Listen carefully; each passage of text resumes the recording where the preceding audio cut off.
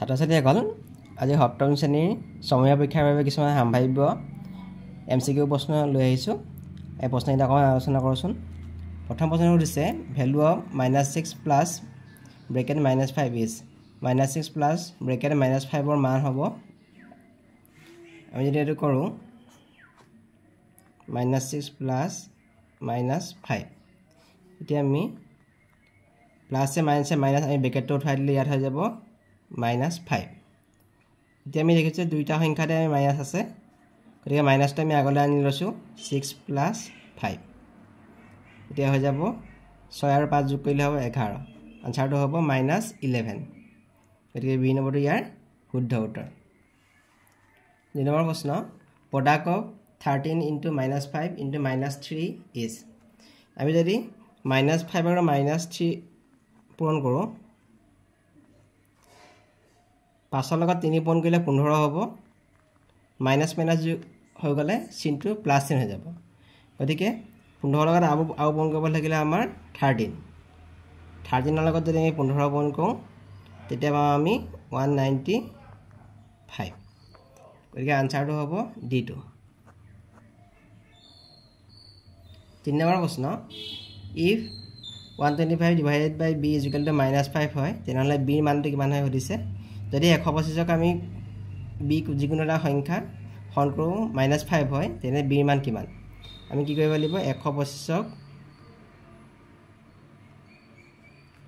হৰণ কৰি পোৱা এই সংখ্যাটোৱে আমি হৰণ কৰি দিম, -5ৰে হৰণ কৰি দিম। যদি আমি 125ক 5ৰে হৰণ কৰোঁ, 125ক 5ৰে হৰণ কৰিলে 5 × 2 = 10, 5 × 5 = 25। তাৰমানে 125ক 5ৰে হৰণ কৰিলে আমি পাম 25। ইয়াত কৈছে -5, গতিকে -25 হ'ব আনচাৰটো। চিটো ইয়াৰ শুদ্ধ উত্তৰ। 4 নম্বৰ প্ৰশ্ন which of the following distributive property is use. তলৰ কোনটোত বিতৰণ বিধি প্ৰয়োগ কৰা হৈছে? এ নম্বৰটো দিছে 45 + 96 = 96 + 45। ইয়াত বিনিময় বিধি প্ৰয়োগ হৈছে। এ নম্বৰটোত বিনিময় বিধি প্ৰয়োগ হৈছে। বি নম্বৰটো চাওঁ আমি 98 প্লাছ ব্ৰেকেট 46 + 68 = 98 + 46 + 68।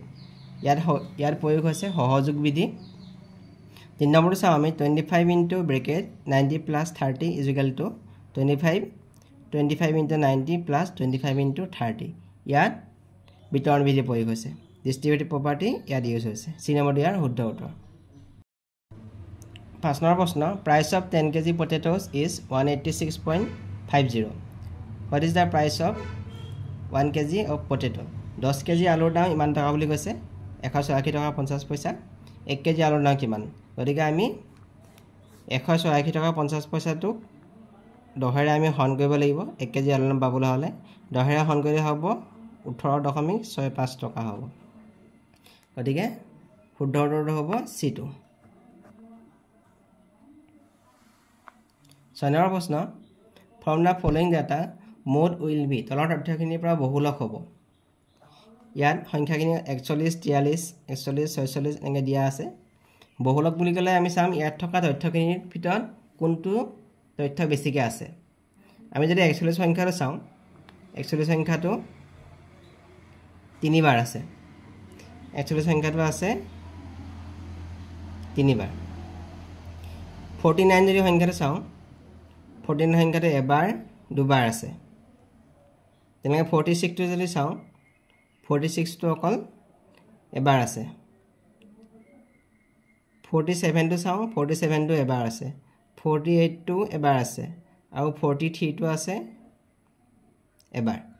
গতিকে আটাইতকৈ বেছিকৈ আছে 41টো। গতিকে এই তথ্যখিনি বহুলক হ'ব 41। যিটো ইয়াৰ শুদ্ধ উত্তৰ হ'ব। যিটো সংখ্যা বেছিকৈ থাকিব সেইটো ইয়াৰ বহুলক। 7 নম্বৰ প্ৰশ্ন perimeter of a square is 32 centimetre. এটা বৰ্গৰ পৰিসীমা 32 centimetre. The equation will be. সমীকৰণটো হ'ব, ইয়াত অপশ্যন দিয়া আছে। আমাক কৈছে কি এটা বৰ্গৰ পৰিসীমা 32 চেণ্টিমিটাৰ। ইয়াৰ কোনটো সমীকৰণ শুদ্ধ হ'ব সুধিছে।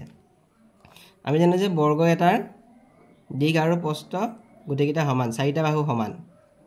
গতিকে আমি যদি কওঁ বৰ্গৰ পৰিসীমা বুলি ক'লে সমান 4 পূৰণ এটা বাহুৰ দিশ হ'ব বৰ্গৰ পৰিমাণ সমান 4 পূৰণ এটা বাহুৰ দিশ আমি যদি ইয়াৰ এটা বাহুৰ দিশটো আমি x বুলি ধৰো তেতিয়া বৰ্গৰ পৰিমাণ হ'ব 4 * x এটা বাহুৰ দিশ বুলি যদি আমি x বুলি ধৰো তেতিয়া বৰ্গৰ পৰিমাণ হ'ব 4 * x তাৰ মানে হ'ব 4x আমাক পৰিমাণ দিয়া আছে 32 cm গতিকে আমি পালো ইয়াত 4x পালো 4x = 32 এটো হল ইয়াৰ সমীকৰণটো গতিকে ডি নম্বৰটো ইয়াৰ শুদ্ধ উত্তৰ হ'ব 4x = 32 কাষৰ চিত্ৰৰ পৰা x সমান হ'ব এইটো কোণ দিয়া আছে এডাল ৰেখাৰ আগত যদি এডাল ৰশ্মি আমি থিয়কাই দিওঁ ইয়াত যিকিটা কোণ উৎপন্ন হয় দুইটা কোণ 90 ডিগ্ৰী হ'ব এতিয়া এই কোণটোৰ মাজেৰে ভাগ কৰি দিছে এটা আছে 55 আৰু x তাৰ মানে এই 55 আৰু x দুইটা কোণ লগলগালে হ'ব 90 ডিগ্ৰী 55 + x = 90 ডিগ্ৰী গতিকে x সমানটো হ'ব 90 ৰ পৰা 55 ডিগ্ৰী বিয়োগ হ'ব 55 ডিগ্ৰী বিয়োগ কৰিলে হ'ব 35 ডিগ্ৰী x সমানটো হ'ব 35 ডিগ্ৰী এই নম্বৰটো ইয়াৰ শুদ্ধ উত্তৰ please subscribe and share my videos নম্বৰ প্ৰশ্ন in the figure AB parallel to CD AB আৰু CD সমান্তৰাল value of x will be x সমানটো কিমান হ'ব সুধিছে এটো x কোণটো এটো আমাক দিয়া আছে AB আৰু CD সমান্তৰাল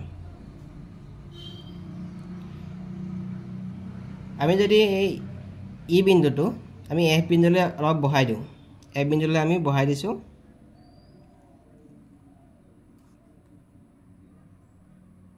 তেতিয়া AB আৰু CD সমান্তৰাল তেতিয়া BF ডাল ত্ৰিজক হৈ যাব ত্ৰিজক বা ছেদক হ'ব ত্ৰিজক বা ছেদক হলে কি হ'ব এই কোণ দুটা হ'ব অন্তঃএকান্ত কোণ আমি জানো যে অন্তঃএকান্ত কোণ কিটা সমান তে এই কোণটো দিয়া আছে 55 ডিগ্ৰী গতিকে এই BFD এই কোণটো হ'ব 55 ডিগ্ৰী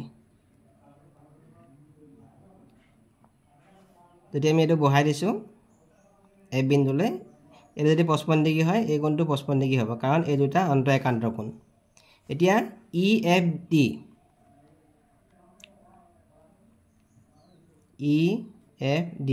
এই ত্ৰিভুজটোত এই x টো হল বহিকোণ x টো ইয়াৰ বহিকোণ আৰু এই দুটা কোণ হল দূৰৱৰ্তী অন্তঃকোণ এটা 55 ডিগ্ৰী আৰু এটা আছে 25 ডিগ্ৰী আমি জানো যে ত্ৰিভুজৰ বহিস্থ কোণৰ মান ইয়াৰ দূৰৱৰ্তী অন্তঃকোণ দুটাৰ মাপৰ সমষ্টি সমান গতিকে x কোণটোৰ মান হ'ব 55 ডিগ্ৰী আৰু 25 ডিগ্ৰী কোণৰ যোগফল হ'ব গতিকে কোণ x সমান হ'ব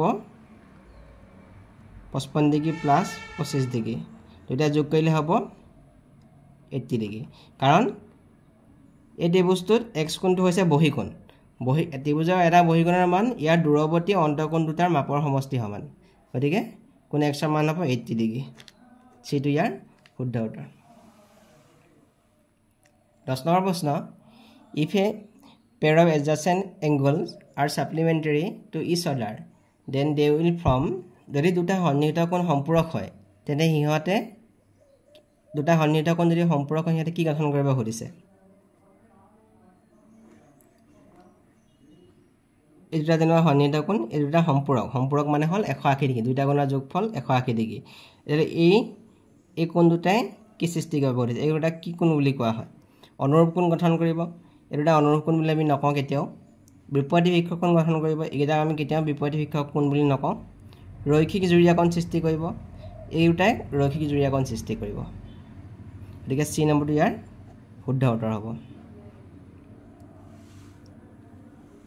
11 নম্বৰ প্ৰশ্ন কাষৰ চিত্ৰৰ পৰা x আৰু y মান হ'ব x আৰু y মান কিমান হ'ব সুধিছে আমি জানো যে দুডাল যদি কটাকটি কৰা ৰেখা হয় তেতিয়াহলে দুইডাল ৰেখাই বিপৰীত বিক্ষক কোণ সৃষ্টি কৰিব কটাকটি কৰিলে আৰু এই বিপৰীত বিক্ষক কোণবোৰ সমান যদি এটো কোণ 80 ডিগ্ৰী হয় তলটো x দিয়া আছে তাৰ মানে x ডিগ্ৰী 80 ডিগ্ৰী সমান গতিকে x সমান হ'ব 80 ডিগ্ৰী আমি এতিয়া গম পালো যে x সমানটো 80 ডিগ্ৰী কাৰণ কেলে এই দুটা হল বিপৰীত বিক্ষক কোণ এতিয়া আমি এই যে ত্ৰিভুজটো চাও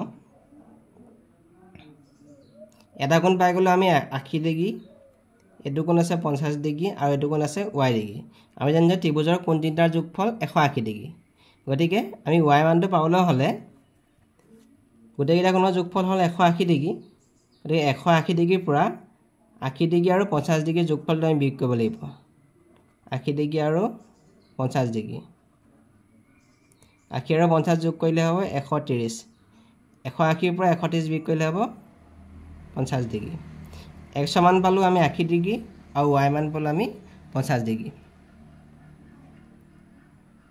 গতিকে এইটো এক নম্বৰটো এ নম্বৰ অপচনটো শুদ্ধ হ'ব x মান 80 ডিগ্ৰী আৰু y মান 50 ডিগ্ৰী 12 নম্বৰ প্ৰশ্ন in a right angle triangle one of the acute angle is 36 degree then the other acute angle is এটা সমকোণী ত্ৰিভুজৰ এটা সূক্ষ্মকোণ 36 ডিগ্ৰী হ'লে আনটো সূক্ষ্মকোণ হ'ব আমি সমকোণ ত্ৰিভুজ বুলি কেতিয়া কম যেতিয়া এটা কোণ হ'ল সমকোণ সমকোণ মানে হ'ল 90 ডিগ্ৰী এটা ত্ৰিভুজ ইয়াৰ এটা কোণ 90 ডিগ্ৰী গতিকে এটাক আমি সমকোণ ত্ৰিভুজ বুলি কম ইয়াৰ কৈছে এটা সূক্ষ্মকোণ বাকি এটা হৈছে সূক্ষ্মকোণ এটা সূক্ষ্মকোণ আমি 36 ডিগ্ৰী দিয়া আছে আনটোৰ মান সুধিছে ধৰিছো আমি আনটো আমি x বুলি ধৰিছো তিনটা কোণৰ যোগফল 180 ডিগ্ৰী গতিকে এই x ৰ মান হ'ব 180 ডিগ্ৰীৰ পৰা 90 আৰু 36 ৰ যোগফলটো আমি বিয়োগ কৰিম 180 ডিগ্ৰীৰ পৰা 90 আৰু 36 ডিগ্ৰীৰ যোগফলটো আমি বিয়োগ কৰিম বিয়োগ কৰিলে হ'ব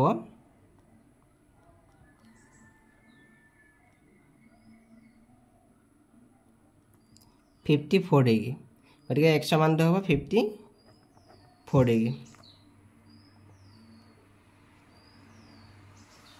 13 নম্বৰ প্ৰশ্ন কাকৰ ছবিৰ পৰা x ৰ মান উলিওৱা এই বাহুটোৰ মান উলিয়াবলৈ কৈছে আমি দেখিছে এইটো এটা সমকোণ ত্ৰিভুজ সমকোণী ত্ৰিভুজৰ ক্ষেত্ৰত সমকোণটোৰ বিপৰীত বাহুটোক আমি কওঁ কৰ্ণ বাহু ত্ৰিভুজ এডাল বাহুক কওঁ আমি কৰ্ণ বাহু ত্ৰিভুজ এই বাহুডালক কওঁ আমি ভূমি আৰু এডালক কওঁ আমি লম্ব বা উন্নতি গতিকে ইয়াত পাইথাগোৰাছৰ সূত্ৰ মতে উন্নতি স্কয়াৰ উন্নতি কৰ্ণ স্কয়াৰ কৰ্ণৰ মান দিয়া আছে x স্কয়াৰ লম্ব স্কয়াৰ যোগ ভূমি স্কয়াৰ লম্ব মান দিয়া আছে 3 আৰু ভূমি মান দিয়া আছে 4 গতিকে x স্কয়াৰ যোগ 3 ক আমি বৰ্গ কৰিলে হ'ব 9 4 বৰ্গ কৰিলে হ'ব 16 3 যদি আমি বৰ্গ বুলি কওঁ 3 পূৰণ 3 তাৰ মানে হ'ল 9 আকৌ 4 বৰ্গ বুলি ক'লে 4 পূৰণ 4 4 দুটা পূৰণ হ'ব তেতিয়া হৈ যাব 16 এতিয়া আমি x মান 9 আৰু 16 যোগ কৰিলে হ'ব 25 গতিকে এই x মান হ'ব ইয়াত বৰ্গমূল চিন হৈ যাব 25 আমি জানো যে 5 দুটা পূৰণ কৰিলে হ'ব 5 পূৰণ 5 সমান 25 5 স্কয়াৰ মানে হ'ল 25 তাৰ মানে √25 মানে হ'ল 5 স্কয়াৰ এতিয়া x মানটো হ'ব 5 গতিকে এই বাহুটোৰ মান হ'ব 5 বিটো ইয়াৰ শুদ্ধ উত্তৰ 14 নম্বৰ প্ৰশ্ন the angles of a triangle are x plus 21 degree x minus 20 degree twice x minus 45 degree find x এটা ত্ৰিভুজৰ কোণ দুটা ক্ৰমে x plus 21 x minus 20 আৰু twice x minus 45 হ'লে x ৰ মান হ'ব আমি জানো যে ত্ৰিভুজৰ কোণ তিনিটাৰ যোগফল 180 ডিগ্ৰী গতিকে আমি গোটেইকেইটা কোণ আমি যোগ কৰিম x plus 21 plus x minus 20 আৰু twice x minus 45 is equal to 180 degree তিনটা কোণ যোগ কৰিছো আমি 180 ডিগ্ৰী এতিয়া x plus x আৰু 2x টো চলাই আনি লৈছো 21 minus 20 আৰু minus 45 টো আমি পিছলৈ ৰাখিছো x আৰু 2x এই তিনটা যোগ কৰিলে হ'ব 4x হ'ব তাৰ পিছত minus 20 আৰু minus 45 দুটা আমি ব্ৰেকেটৰ ভিতৰত ৰাখি 20 plus 45 কৰিম is equal to 180 শেষত গৈ পালো আমি x ৰ মানটো 56 ডিগ্ৰী গতিকে চি নম্বৰটো ইয়াৰ শুদ্ধ উত্তৰ হ'ব